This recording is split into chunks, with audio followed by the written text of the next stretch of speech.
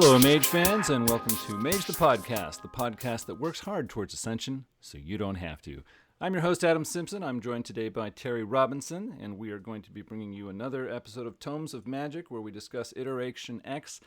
And I took issue with Terry today, who sat down in front of his camera with a nice cup of coffee, and I said, Terry, you cannot medicate yourself to get started. That's progenitors. We're working on Iteration X today. And he said, Adam, this is a tool that helps me start my mornings. I said, it's all in the conceptual framework when you're a Mage fan. So, Terry, how you doing today? One, I drink decaf because I'm that cool, and it's mostly a thermal thing, and I wasn't quite awake, and I was cold, so I took the Iteration X route, and I'm currently sitting on a Pentium 4. They had a total power draw of like 170 watts or something. Cats loved them, so I've chosen that to stay in scheme, and because I'm not quite awake yet, I jabbed myself with a mechanical pencil, so I think... But you got your bases covered. Yeah. Well, are there any announcements this week? Yeah, actually, blank. So, let's do the rundown of the book. For Iteration X Revised, clocks in at 100 pages. We're still in the year 2001. We have two authors who brought this to us, Alex Williams and John Sneed, and I'm ready for a walkthrough of the book. There is a prelude. The prelude gives us a whole bunch of snippets of various people within Iteration X, or I should say Iteration 10. We'll get to that later.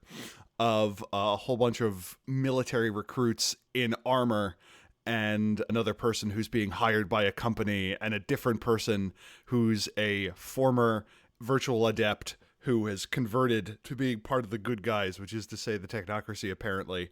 And you're like, what? There's a virtual adept? And with that, we get the introduction. So the introduction, the first word of the introduction is just the word technology followed by a period.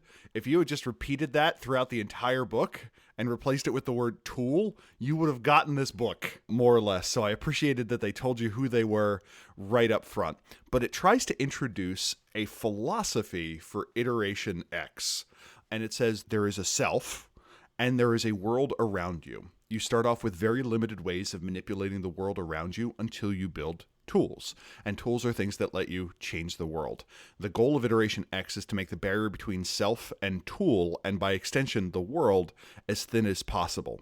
But the question is, in the process of doing that, have they replaced the goal of changing the world with the goal of having the best tools?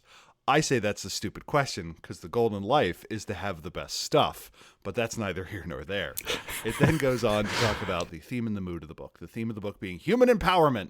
Other groups focus on the why. The goal of Iteration X is to provide concrete, useful products. And I'm like, okay, you're getting down to brass tacks. I appreciate this. Their fundamental flaw, though, is their lack of understanding of consequences. And that can lead to disempowerment. If you create something new that ultimately helps people in the short term but becomes problematic in the long term, it's probably a bad thing. The quest of the iterators to make humanity better, however, they haven't found a tool to tell them what is better for humanity. Which just, again, sounds like a failure because they make artificial intelligences. And you figure you would make one to be like, hey, box, what should we do for the humans? And the box is like, kill them all. Yes, kill them all. And you're like, that seems like genocide, box. The box is like, nope. And they're like, okay, let's do it with ruthless efficiency. The mood of the book is the search for intelligent life, that they have spent very little time exploring their inner structure compared to the outer structure of the world, and a growing number of people within the organization are asking why. And this is a group who finds that freedom terrifying. And I think that is one of the most interesting narrative points of it, to be like, we do things with ruthless efficiency. What happens when a group that does things with ruthless efficiency turns inward? That is something that is partially explored throughout the rest of the book. One of my New Year's resolutions was to make these history chapters shorter, and I'm going to see if I can do that. Chapter 1 is entitled Cycle 1, the header, and goes through a history of Iteration X. It starts in ancient times, and they're like, we track our history back to the first tool users. We rivaled the dream speakers, which I kind of like as an idea, that you have like the techiest technology people and the non-technologiest non-technology people who started at the same time. There's like, you're not so different, you or I. And then they're like, oh wait, no, we are entirely different. They say the first two things that people brought with them were a rock to hit things and a torch to explore caves. And once they explored the cave, they started living in them, and they're like, da-da-da-da, a tool. They claim Imhotep, the builder of the pyramids and an ancient Egyptian doctor, as one of their early members, as well as Daedalus and a whole bunch of other Greek thinkers and creators. They talk about how one of their historical legs was in China, where the benefits of having stable or consistent leadership between the years 1100 and 250 BCE allowed for the advancement of science and technology, and that Confucius advocated for the subdual of emotion, but not its complete removal. And that was the first time where I'm like, I see, they're trying to rehabilitate their image a little bit. Since this is a revised book, we get a whole bunch of information on the Middle East. They mention that Al-Khwarizmi, Middle Eastern thinker who the West knows as Algorithmi, which we get the word algorithm from. They also claim membership of him, as well as Kallinikos, the inventor of Greek fire. And they were big on Byzantium as an idea that understanding was sacred, that the Mongol horde messed up all that they had been doing, but it brought in some new technology and understanding as the West had kind of fallen into a failure to advance for several centuries during the quote-unquote Dark Ages. In the 1400s, after the Convention of the White Tower, they started their own side group. And they really liked Copernicus because they're like, oh man, by making humans not so important, that makes it way easier for us to turn them into mechs. Their big leap forward occurred in the 1800s, where infrastructure was kind of the big thing that they were pushing. That the easiest way to make everything more efficient was to create large-scale systems that gave people access to resources to better use their time and human capabilities. They were proud that biology was no longer the driver of human destiny, and they cite the Civil War as being a great testing ground for prostheses, which I thought was interesting. They kind of do the thing where they're like, this was the biggest war of the 1800s. I'm like, no, there were like 5 that were bigger than that, at least. Just putting that out there. But it also implies that there were like clockwork soldiers running around during the Civil War, and I think that's kind of cool, where they talk about like, our best and our greatest prostheses. The X in its name was the 10th iteration of hardware and software of the computer to turn the computer into the computer. This is an audio medium, so you can't see how I took the C in computer and turned it from a lowercase c to a capital C, but that is the notional self-aware computer that up until the Avatar Storm kind of ran the convention. And that X in its name is actually a 10, and iteration 10 is the dumbest convention name ever. It sounds like a failed Pepsi product. In fact, in the second edition book, Adam and I were talking about this, and it's like, they won't reveal the iteration that resulted in self-awareness for fear that others will copy it. And in this book, they're like, hey everyone, it took us exactly 10 tries. Isn't that cool? This is in no way secret. I'm like, as we get more and more information about the reorganization of the Order of Reason into the technocracy, they mention that before the Great Reorganization under Queen Victoria, that groups didn't really trade information, and that this was, the late 19th century was pretty well the first time that the different silos within the technocracy traded information. And I could really see the explosion of success that they purportedly had through the first half of the 20th century and the late 19th century being born of that you had progenitors and iterators cooperating on things for the first time. They said that the analytical reckoners left in 1900 along with their electrodyne engineers, and the analytical reckoners became the virtual adepts. So that's just wrong, or a major retcon. There are a bunch of facts in this book that are a little bit off. They also present the incident with Tsar Vargo in an interesting way, where they say, oh, this guy was our continual nemesis. So from their point of view, they were the pulp action heroes trying to fend off Tsar Vargo meddling in mortal affairs. And I'm like, that's cool. I can get behind that. Tsar Vargo being the character that in 1918 or 1917 appeared above the world capitals with his fleet of ether ships, who said, you need to stop making war, and to make you stop having war, I'm going to point large guns at you, which has historically been one way of creating peace, who was eventually taken down, who you have this tableau of these ether ships being attacked by like human biplanes and like people throwing sticks with points at the end of it, and him just being like, fool, I have the technology of the future of the past, and you can't do anything to me, until the progenitors are like, this guy doesn't like killing people, let's just launch a whole bunch of goons into the sky at him. And he's like, bodies, and he fled to the Umbra. So great moments in Mage history. And people say Mage continuity is complicated. They also dropped 2 bombs, in my opinion, speaking of World War II. One, Leslie Groves may have been a member of the NWO. awesome. Leslie Groves was the army attaché that was in charge of the Manhattan Engineering Division, which most people know as the Manhattan Project. And he was known for not being humble. When asked, he's like, "Can you build an atomic weapon?" He's like, "If anyone can, it's me." I'm like, what? And they're like, "What do you know about nuclear weapons?" He's like, "Nothing, but I found a whole bunch of smart people." And I'm like, oh man, that's the kind of American brashness I miss sometimes. And they also mentioned that the virtual adepts turned on Alan Turing for being gay. So I'm like, okay, so we've got our first case of documented homophobia within the traditions. Great, thanks. And then we get to the modern era, and it kind of reiterates the same questions of like, what should we do with our lives? And then it moves on to locations.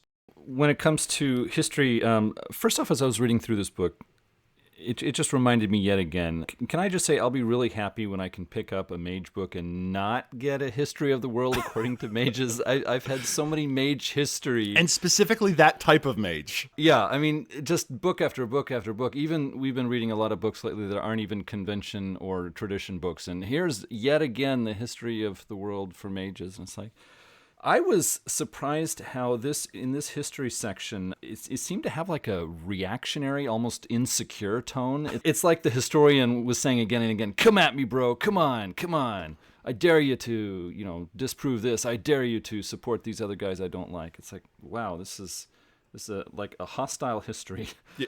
But adversarial history. yeah, basically.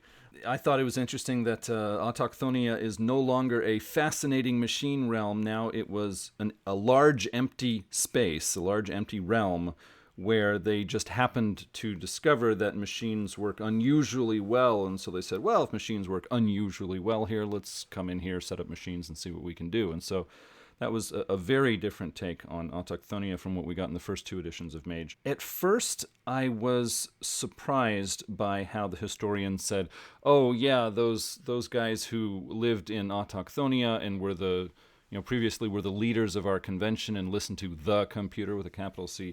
That was actually just some offshoot wacko group that we called the Cult of the Machines. And we sent them to Autochthonia to get rid of them because they were annoying and we just wanted them very far away. We gave them all wedgies and kicked them into space. Yeah. Yeah, basically. It's like, okay, that is a really, really different take. Then as you continue to read the book, it becomes clear that this doesn't seem to actually be the case in Mage Revise. It seems to be that, no, they really were the leaders of the convention, but now they're trying to make it look like it was less than it was so that they can feel better about themselves. And so understandable how someone would want to put a nicer gloss on their past.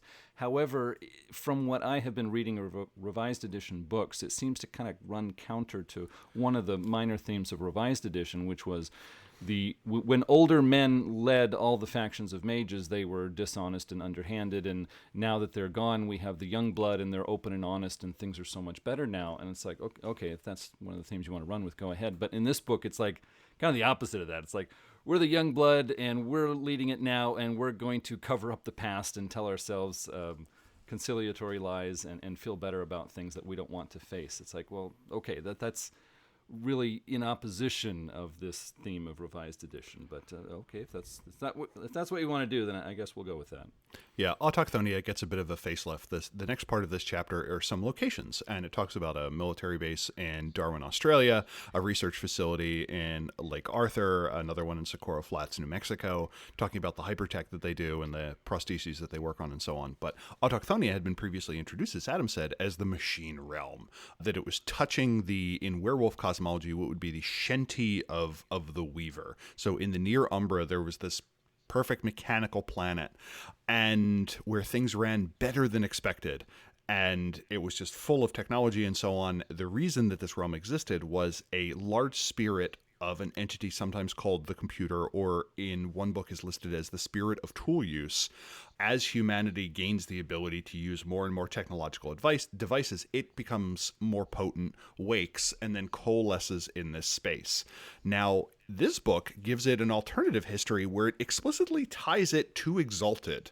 This is one of our first ties between those two worlds. I think the first one would have been the Akashiana book, which says, in a world before this world, Autochthonia existed as the wounded Prometheus cast off from that creation. And if you're familiar with the Exalted cosmology, Autochthonia was one of the primordials who ultimately created the Exalts, but knew that the Exalt War was going to come and just kind of pieced off into space and filled his giant machine body with a whole bunch of people to keep him operational and kind of to serve as a combination space continent lifeboat. It's pretty interesting, but it's one of the explicit ties that were made in Revised to early Exalted, which again later they're like, I don't know, there's nothing similar between these two, what are you talking about? I like the idea of the machine cult, that there are the hardliners within Iteration X who are like, oh no, God is in the machine. I think it is being hyperbolic when they say, oh yeah, we put all the space nerds in the machine box, but Autochthonia is essentially this artificial ecosystem that they have let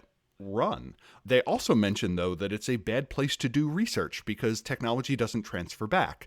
If you're in a realm where everything runs at 100% efficiency, it's really hard to know what works and what doesn't because everything supernaturally works well. That doesn't make sense. You couldn't actually do useful research here. They just kind of let the more purist, I don't want to say crazy, but the more old school iterators there. But as Adam said, they kind of downplay it. So if in your game that is still going to be the core of Iteration X regardless, and that's their real power source, that's fine. We get a little bit of information on their metaphysics and their philosophy. They mention that deism is largely accepted. The idea that there was a creator who set up the universe, hit the play button or hit go or kick the thing into gear, and then walked away. And this fits surprisingly well with the World of Darkness cosmology that often stipulates that God created the universe and then walked away. The difference is the universe isn't perfect, so it's slowly winding down until we get to the end times. But I thought that was a surprisingly positive twist on what is common revised cosmology. They asked the question, though, of what is the liberation born by the tools that they create? That the time motion managers believe that cooperation will unleash humanity. The biomechanics groups believe that they are being held back by biological flaws. The statisticians are just trying to make sense of everything. And there's an internal division over whether or not technology should be adapted to the shortcomings of each person, or it should wholesale replace it. Should we use it to help everyone get to a baseline, or should we use it to try and get beyond that? The traditional line of Iteration X turned everyone into an ant colony and forced hyperspecialization. And hyperspecialization makes it harder to adapt. It goes through its view of the other groups. And another thing that happens in Revised, the sections on what the other groups are like are generally not just each group shitting on every other group, which I kind of appreciate, where they try and make it a compliment sandwich, where it's like, we like this thing about it. They're fundamentally flawed in this way, but we really like this thing about it. But they make great canapes or something like that. They appreciate the New World Order for doing the boring stuff, and they talk about how vital it is that the NWO makes sure that everyone is going through continuing education, which at various points throughout Revised, the technocracy says, no, this is the real reason that we're winning, that everyone is always being up to date. And then, like, you're waiting for a little thing to say, like, stay in school, kids, and then they show a guy, like, and then they show, like, John Courage giving you the thumbs up or something, like, while holding a spelling test or something. NWO and the statisticians have some crossover, and they tend to have a fair bit of back and forth. There's a fight between the old school Iteration X purists and the old school progenitors of the biological versus the mechanical, which I just think is fun, and that they appreciate that the Syndicate advances the technological paradigm, and the Syndicate tends to be the group that reins them in, either because the consensus isn't ready, the masses are not ready, or because what they want to do is just too darn expensive. And then they turn their eyes on the traditions, and this is where the shit talking starts. One, they talk about the Dream Speakers, so they're like, well, they're not so different, you and I, except for the part where we're completely different. And they even have the line where it's like, it's hard not to like these guys. Hermetics and the Iterators can't both win. I like as an idea to point out. They point out that some groups can coexist with Iteration X just because their goals are so orthogonal to one another, but the Hermetics and the Iterators are pointed very much in their minds in the opposite directions. They mention, and this is one of those juicy little lines that can create entire chronicles, where it says, if the Order of Reason hadn't been so hardline against mysticism when they formed, the Hermetics could have joined. Yes, I want to see that game. They also have a hatred for the Society of Ether because they're like, they're not doing science. They're all whack jobs. And I'm like, yeah, they kind of are. There's a section at the end where they talk about all the other night folk that they encounter, and these are pretty straightforward, except for I love the part where he's like, vampires, super flammable. And it tells the story of a guy in an Alanson hardsuit who just goes through looking for something, just wiping the floor with them. And I'm like, yep, that's my technocracy. Every once in a while, they get to be brutally efficient and just destroy an entire coterie. And that brings us to the end of Chapter 1. Did you have any thoughts on the rest of Cycle 1? Well, for the rest of Cycle 1, yeah, I did have a few points. When I got to the philosophy section, they said we're going to talk now about the philosophy of Iteration X. I felt like that was a real letdown. At one point, they even said, yeah, go look at a science book. And, yeah, that's us. I'm like, no. Just stare at it. It's not very well done. Like Terry, I enjoyed seeing less of the infighting between conventions, although there were a lot of things I liked about earlier portrayals of the technocracy in the first 2 editions of Mage. One of the things I didn't like very much was they tried to play up the drama by saying that the conventions were at each other's throats all the time and always planning to topple each other, and I thought that was stretching things too far. And here we have conventions who are like, hey, we see these strengths between us, and we work together on these things, and we're not majorly dissatisfied that they exist. And it's like, okay, that is a refreshing change. This is something I can get behind. Looking through the opinions of traditions and other mages, I was really surprised when it came to the Iteration X opinions on the Hollow Ones. Here is a group with very different lifestyles, philosophies, etc., and here the iterator is saying, oh, we like the Hollow Ones. They're good guys. I'm like, that doesn't make any sense to me. I cannot see where this one's coming from. But the first thing it does is it goes through the roles within the organization. We've talked about these before, but it's short, so why not go over it again? The bottom level you have are the proles, and they make an aside. They're like, we should probably stop using that term. I like the idea that it's like the bottom level of our organization are the dumb idiots who don't know any better, and that's like on all of their name tags or something like that. They're like, I think they're starting to catch on. That the grunts work are stable but untalented, and it also indicates that there are 2 structures. There is the military structure, and then there is the research and management structure, and that this level they're known as soldiers, and they're quite capable. The bottom end of their organization is generally the top end of mortal organizations, and that I liked, because in the first book they're like, the proles are almost literally Orwellian proles. They're like window-licking knuckle-draggers who just go around and beat up people, and they're like, no. Our worst soldier is among the best that the unawakened world has to offer. And I'm like, yep, that's my technocracy. Above that, you have the armatures. They have some leeway. The combat-savvy ones are considered officers. They tend to be the top level of what a tradition mage would likely encounter. I think it's super good for a book to spell out that kind of stuff, what a tradition cabal would likely encounter. They're aware of the idea that something like magic may exist, and the scientific ones tend to specialize. Above that, you have the comptrollers or controllers who oversee task distribution, they oversee training, and all of the controllers combined are more or less the management structure of Iteration X. They are aware of what they're doing. They tend to be a little bit more distant because they're more involved in planning and operations. And they mentioned that there was previously 2 other things above that. One was control and one was the computer, and that they were given equal weight. This to me is a retcon, because the sense I got in previous things was that the computer generally received priority over what control said or the computer interpreted it, but that's just a feeling that both of those are very smart but out of touch. And it does a good job to say having that kind of view on the Ascension War is hard. It's hard to not be out of touch with it. And they make asides about periodically going into the field, but the difficulties of people not embracing modern technology can make that somewhat difficult, especially when you're armed to the gills with cybernetics from 2 centuries from now. They talk about the 3 things they need from recruits being discipline, education, and camaraderie, and it gives a peek inside of what life within the technocracy is, which I find interesting, because even in Guide to the Technocracy, I don't feel like we got a lot of this information. They talk about few people take long vacation. There's really no retirement unless you're in the military branch and something happens. They are well taken care of.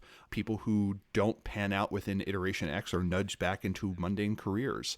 And it's kind of interesting because it suggests that the first 2 rungs, that the armatures even may not be entirely aware of what's going on. So even at a comparatively high level, someone can be dumped back into the mortal world more or less without too much damage. They do make mention that the hitmark program has been largely phased out, but if a soldier snaps, they can still become a hitmark if they are too unstable to retire. Politics within within the organization do exist, but it is mostly the byproduct of ruthlessly efficient, highly passionate people advocating for their projects and believing each one is the best project. It's not the kind of political backstabbing or personal machinations that you may come to associate with being in Duizatep or something like that. They issued a heck of a thing where they're like, the fundamental problem with the traditions is they're not really committed to what they're doing. They refuse to work with each other and they refuse to put in the work. And I'm like, yeah. Yeah, you got them.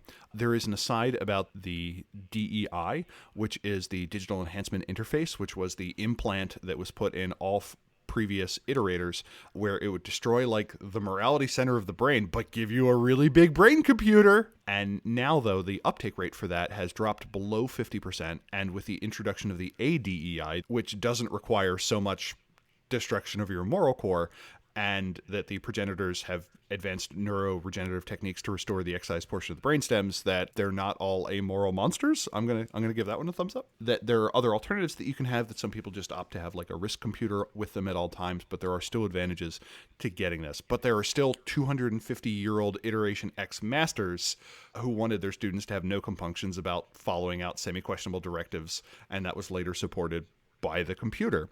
So I thought that was an interesting thing, that you're going to have this mix of people within the convention, that you will still have an old guard that may think that that is the right way to do it. And should you run an Iteration X Chronicle, I think that's an interesting thing. The next section is on the groups, the methodologies within it.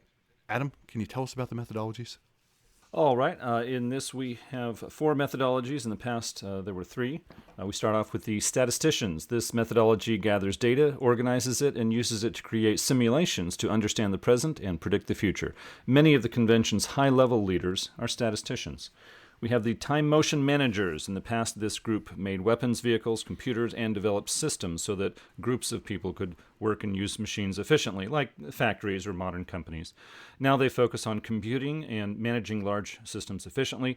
Many low-level leaders in the convention belong to this group. We have the biomechanics, the specialists in cybernetic implants, prosthetics, and mechanical augmentation of the human body. In the past, they focused on weapons, but now are devoted to technologies that more directly benefit the patient.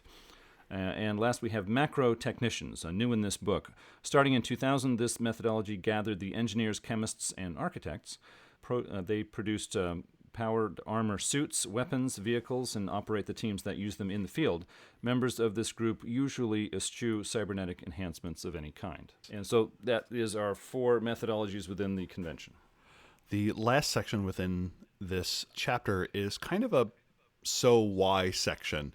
It talks about the technologies that they're working on. They're being like, yeah, we're making advances in engineering and plasma cannons and hardsuits and such, which was kind of dull. But they like the idea of tools because it allows for human autonomy, which is kind of interesting from a group that is also so dedicated to get people to work together. But they also bring back the idea that every group thinks that every other group is just thinking and not doing. I feel like literally every description of every convention is like, we're the ones who do the real work. It's kind of interesting in that we don't get the rest of the convention books until literally after Ascension is released, that that with the iterators, they kind of get the last word.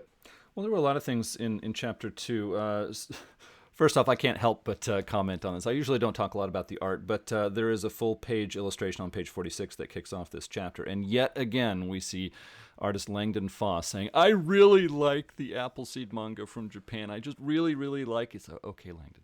In this book, they talk about how in the past, the DEI, the Digital Enhancement Implant Interface, that was something that basically gave the top leadership of the convention the ability to directly control and make miserable the lower-level servants of Iteration X. And so in this book, we get the Advanced DEI, which is a very useful tool, and it has no side effects, no drawbacks. There's no one controlling you if you have one implanted. You just have a really nifty computer in your head. And some people would say, well, that's a dramatic departure from the first 2 editions. It is, but there's really a reason behind it. The DEI is really what the changes in Iteration X center around. In the beginning, the convention was a dehumanizing, villainous group, and they showed that to the reader of the first convention book by saying, look, they even treat their own members as miserable servants, and they must be bad. In fact, they were so bad that you wondered how long a group like that could effectively function. But leaving that aside for a moment, in this new iteration of Iteration X for Revised Edition, they are no longer a villainous group. They are a player character option and have been for a while at this point.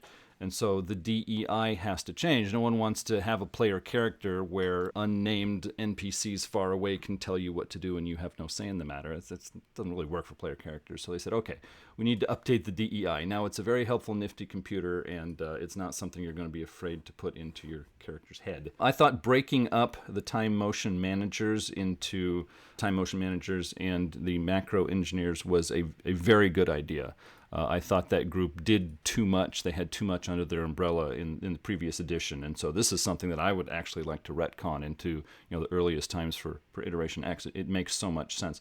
I also really admire how they did it, because they took the weapons, the vehicles, chemistry, material science, etc., and they pushed that off to the macro technicians. But the time motion managers, they retained the computers, and that really makes sense, because not only the design of individual computers that one person uses, but also computer systems, computer networks, theories of how to implement them and design them.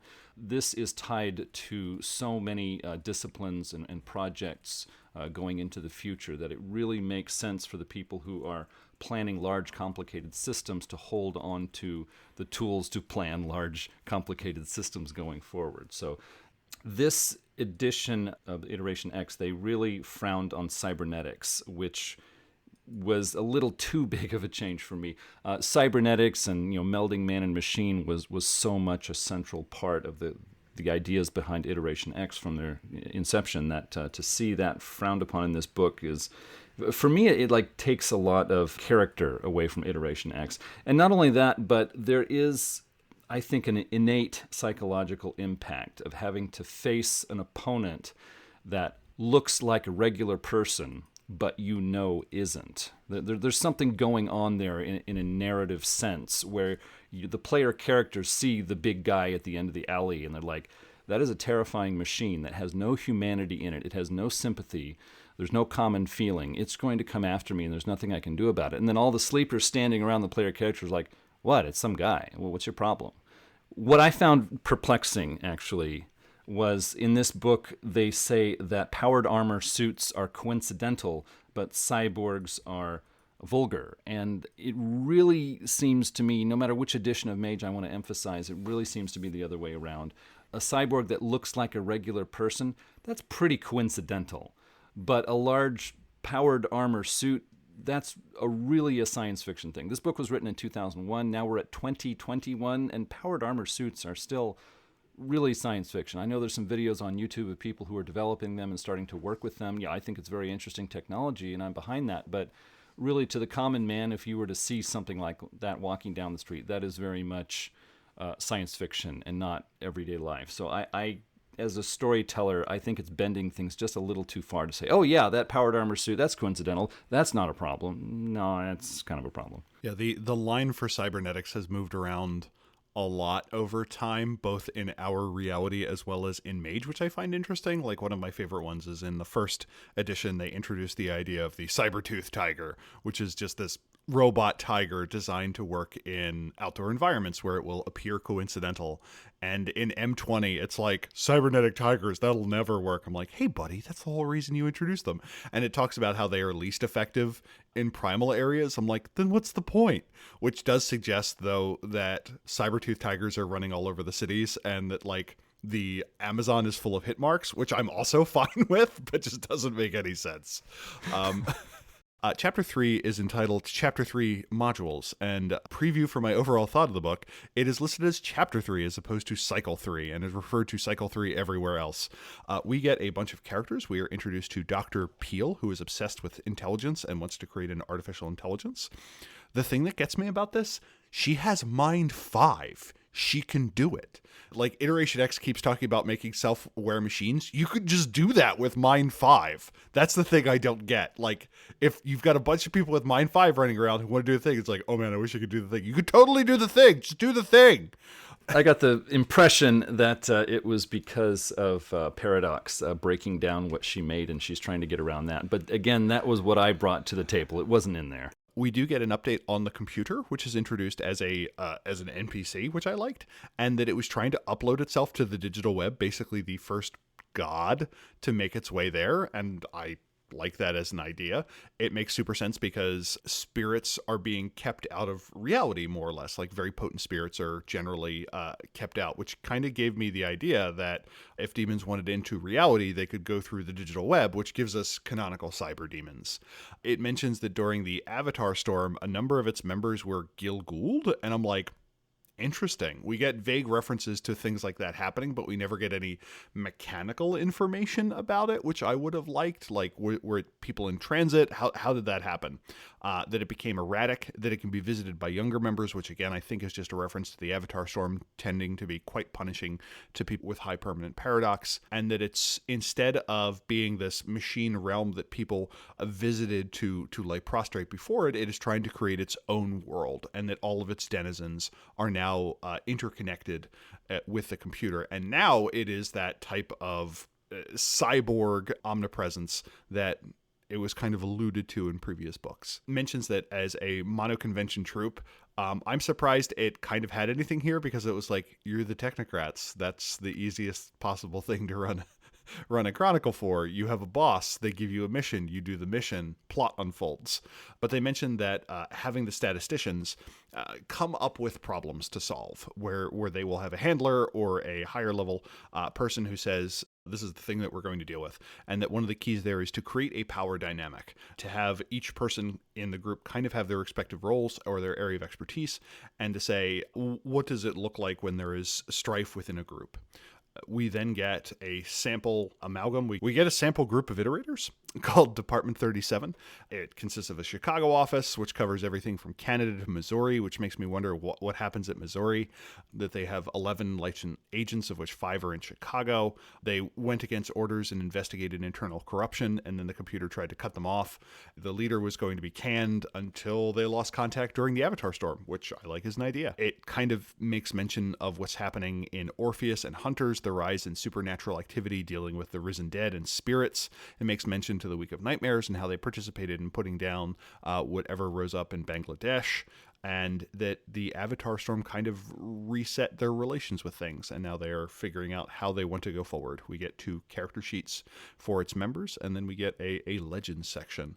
The computer is brought up a third time, this time trying to create a vast hive mind of all of its denizens, that they want to get a hold of a hunter to figure out what they're doing, that they're still pursuing artificial intelligences and trying to find a stable way to do it. You could just do it with Mind 5! Anyway.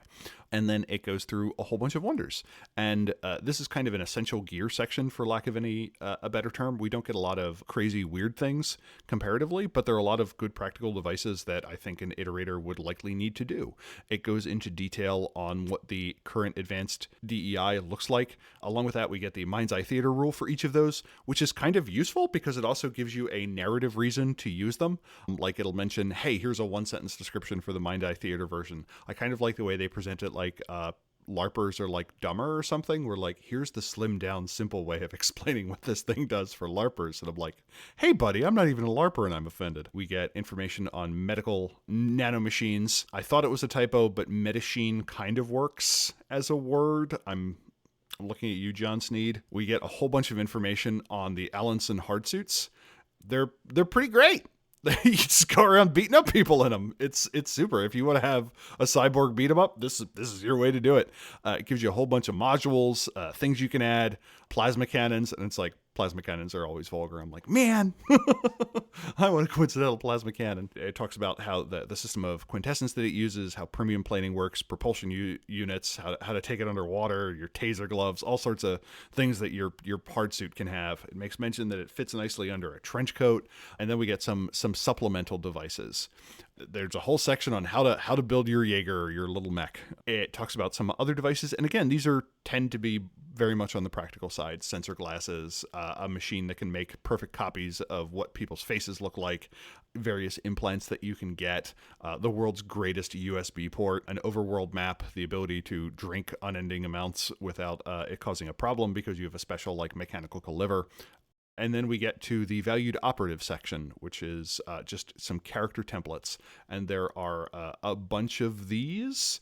Most of them were straightforward things that you would expect. The professor, the artificial intelligence researcher, who is like too gently caressing a computer monitor. The social scientist section I thought was interesting because the quote was, "There's a dangerous unknown factor operating in Compton and Watson, the neighborhoods of Los Angeles." I'm like, I think that's racist. One that kind of goes off a little bit more called The Performance Artist, who talks about someone who works in the PR division of Iteration X trying to advance Sleeper's acceptance of technology, which sounds like a great job, where it's like you are a cyborg hitman and need to constantly fight with werewolves. You will be engaged in a deadly game of cat and also cat on the digital web. You need to go to Burning Man. This was a really nice chapter for me. There were a lot of goodies in here. Personnel section, we get Amanda Peel and the computer with a capital C. I was a little unsure about this. It felt like they were using it to show about how the old leadership was bad, but the new leadership is good. It seemed strange to me because Amanda Peel is like, if you read through her description, she's like a nearly perfect person.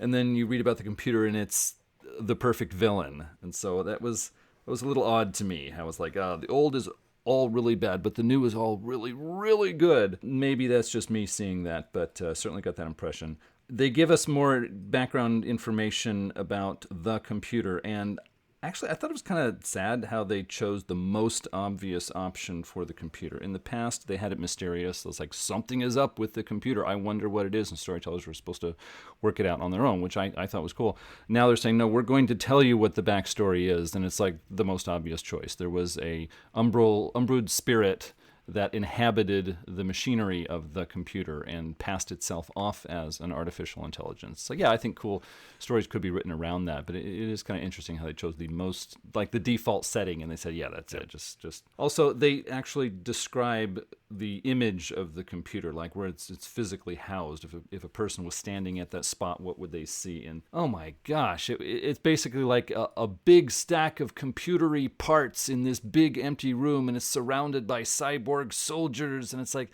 dude, this was a tired stereotype in 1960s sci-fi novels.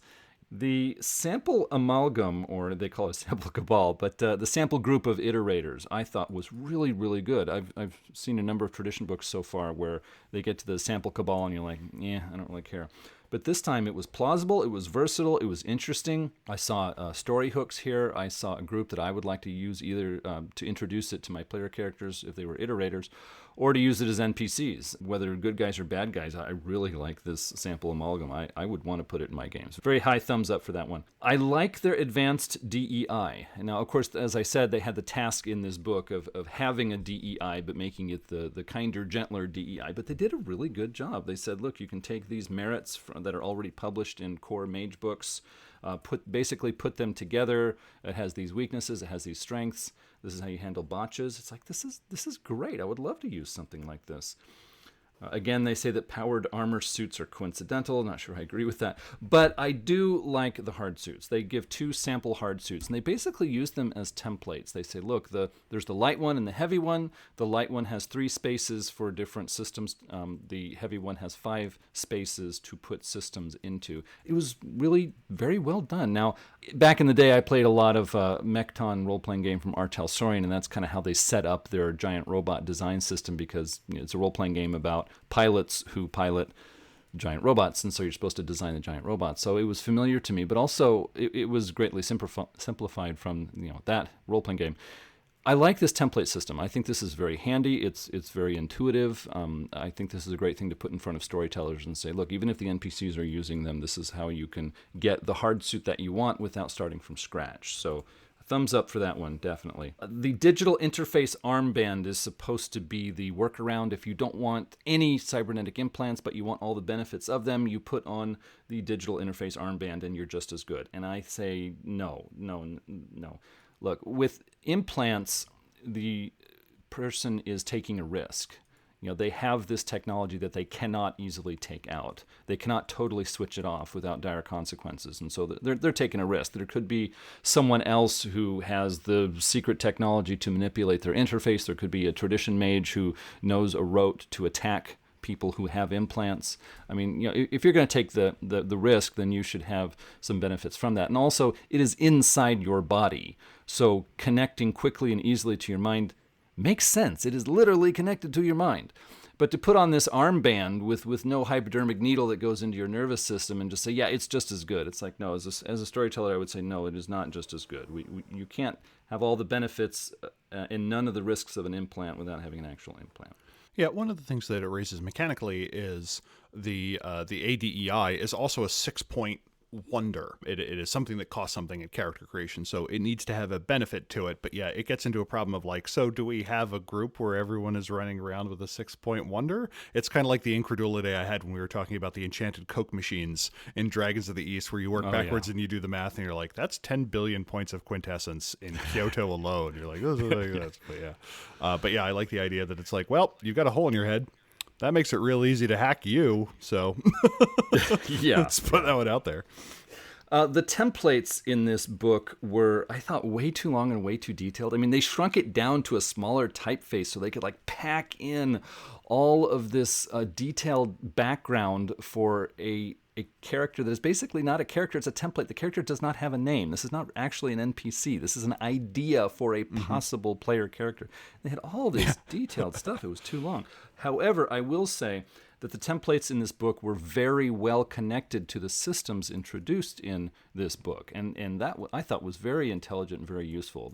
They actually showed how a person who is doing this kind of role in Iteration X would want to have this implant and this weapon off the list we get in Chapter 3. And so connecting the systems and the templates I thought was very intelligent, very well done. But I got to say, the last template was the performance artist, and I just don't feel like this fits, okay? I know that's personal opinion, but I'm going to say it. I really don't think it fits. Whether we're talking about the previous portrayals of Iteration X or the current one, someone who goes on stage and makes a flashy light show and signs autographs for fans afterwards, no one in Iteration X is going to say, yes, this person is doing useful work. It's like, I think everybody, old or new iterators are going to look at this and say, this looks like a prima donna. This is an entertainer, not a worker. We're not crazy about this person. So that one just stuck out to me.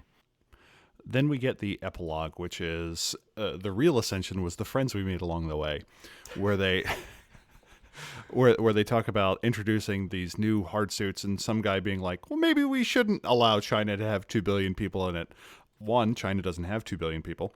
Two, yeah, it's like, this is just going to cause an arms escalation. I'm like, literally everything you do does. And now you're having the moral quandary over it at this stage in the project. And it ends with, why don't we all get a beer? Screw the computer. And then it ends with the remarkably menacing, meanwhile, somewhere in Louisiana, an expert system designed to catalog human responses to crises filed away the conversation and adjusted some ancillary statistics of the timetable ever so slightly. And I'm like, that is the best sentence to end an Iteration X book on that is humanly possible. I tip my hat to you. But yeah, it was just like these two characters we've been following suddenly get a case of the feels at the end. And I'm like, this is too much of a touchy-feely technocracy. What did you think about it? It seemed like the purpose of the epilogue was to demonstrate to the reader that the new Iteration X is more responsible and moral and good than the old Iteration X. But the way that they wanted to communicate it, I thought, was not effective. They basically said, hey, look, this powered armor suit that we're testing, it's working really well. Why it's time to sign off and say testing is done and release it to the world. And they say, no, let's not release it to the world. People are going to do bad things with it. It's like, well, okay. They specifically say in here, the old leadership would just finish things and then just release it to the world. And it's like kind of interesting how this sort of hints at a new kind of elitism, because it seems like if I'm reading this right, it seems like the old leadership of Iteration X had kind of a positive view of humanity. It's like, look, let's give them more technology. It will make their lives better. They will, of course, will do some bad things with it, but in the end, it will be for the better. And so it's like these new younger guys are saying, hey, if we just give them cool toys, they'll just break them and hurt each other. So we should keep it all to ourselves. It's like, yeah, it seems like the newer leadership has a more negative view of humanity than the old leadership did. But I don't think that was their intention when they were writing it. It just came across that way to me. If we give it, these mortals are going to kill each other with it. That's our job. Hey, we develop, it says in here, we develop plasma cannons and bombs and explosives. But, if we give them to sleepers, they're just going to use them. It's like, well, then why are you making them? Overall, I have my grand list of errors. They spelled Krav Maga as Krav Magda, which I thought was kind of interesting. They talk about the world's biggest tactical nuke, which is fundamentally a contradiction. The goal of a tactical nuclear device is to have it to be quite small, to open up a breach in the battlefield and then go through. Large nuclear devices are quite easy. An explosion at L4, the fourth Lagrange point, would stay there. It's a stable Lagrange point, so I don't know why you're worried. Chapter 3 should have been Cycle 3, and there are not 2 billion people in China. Also, I really hated all the sections that were narrated by the virtual adept guy. It was just so grating. Like the history section, he was just trying so hard to be cool. And I'm like, you're not, buddy. You're a console jockey who joined the cyborgs. Like, I understand what you're trying. It just sounded very one-y. It sounded very much like somebody wanting to try and sound cool, and it was just grating. It was violently difficult for me to get through those sections, and it is, in some cases, it is flat out offensive. I did like the idea of the machine cult, though, that is woven through, that there is this group within the iterators, and I would have liked kind of some information on that in the same way that the other groups, we get the key factions. Like when we do a tradition book, we get both the key factions as well as some of the other groups. I think some information on the machine cults and maybe the atomists or what have you would have been interesting, but on the whole, I was quite pleased with the book. I look forward to reading the rest of the convention books at like the end of the year, I think. Are we doing those before or after Ascension?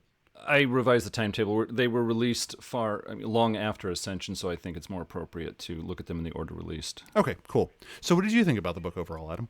Looking at the book as a whole, you mentioned the Lagrange point 4 or L4 being a little ridiculous. They tried to introduce that as like a chilling plot hook, where anything that happens in the L4 point in space, eventually, as orbital mechanics take their course, the planet Earth will move through the space. It was continually moving through the space where L4 was previously. And so the idea is if they create some radiation or a cloud of bad nanomachines or whatever, then the Earth will like sweep through that space and pick it all up and it'll attack humans. But yeah, your point is valid because it is a gravitationally secure point. And so anything that happens there, the gravity of it will keep it on L4 and keep it moving in front of the planet Earth. And so they're supposed to send a chill down your spine. I'm reading, it's like, nope, no chill. You guys botched this one. Yeah. In fact, those 2 points are full of asteroids and other debris that Earth has picked up. There are 2 camps. They are known as the Trojan asteroids. I think it is the Trojans and the Achaeans. Get in there, the Iliad. Yeah, astronomy is loaded with Greco-Roman references, but you mentioned the strong sarcastic or cynical tone of the former virtual adept who's supposed to be the narrator. That was heavier in I guess roughly the first 2/3 of the book, but yeah, I totally agree. It was so sarcastic, it was so overwrought, so negative that it was actually hard for me to read. Mm-hmm. It's like I got the impression like someone was constantly whacking me with a bat or something. It's like I don't enjoy this, and it's like you think you're cool, but you're just like a downer. I don't like this.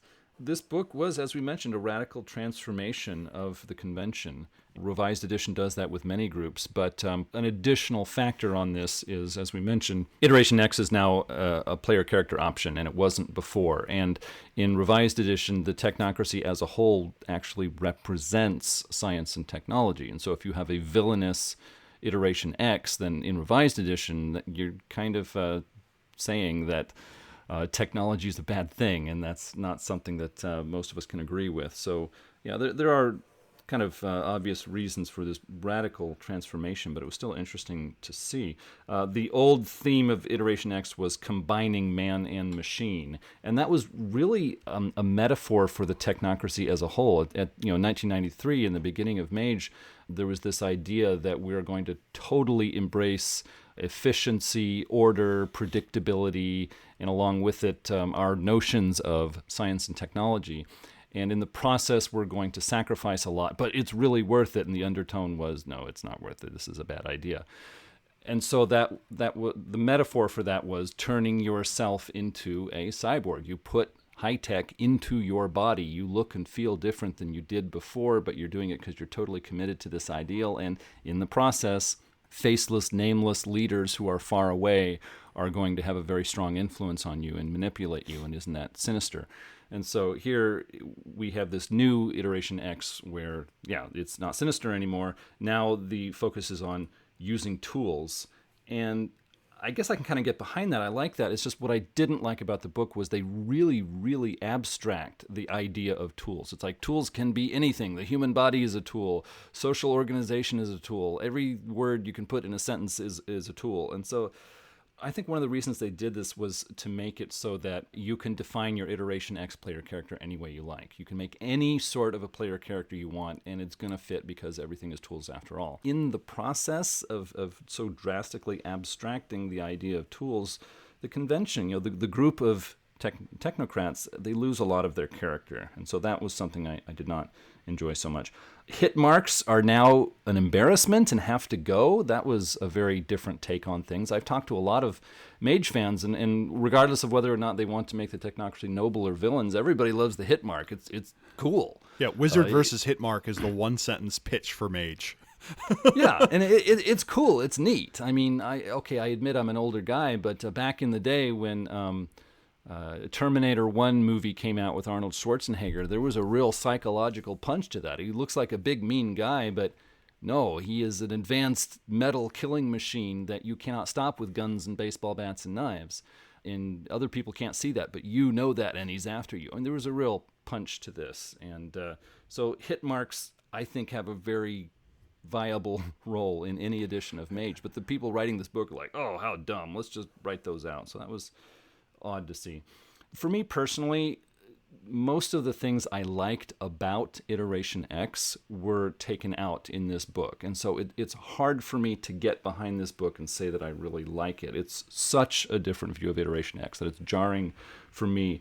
But on the other hand, they have a lot of good systems, rules, and ideas in this book. There are times when I want to start a chronicle and have a more positive or noble portrayal of the technocracy. And this book gives me a lot of the tools I want to do that.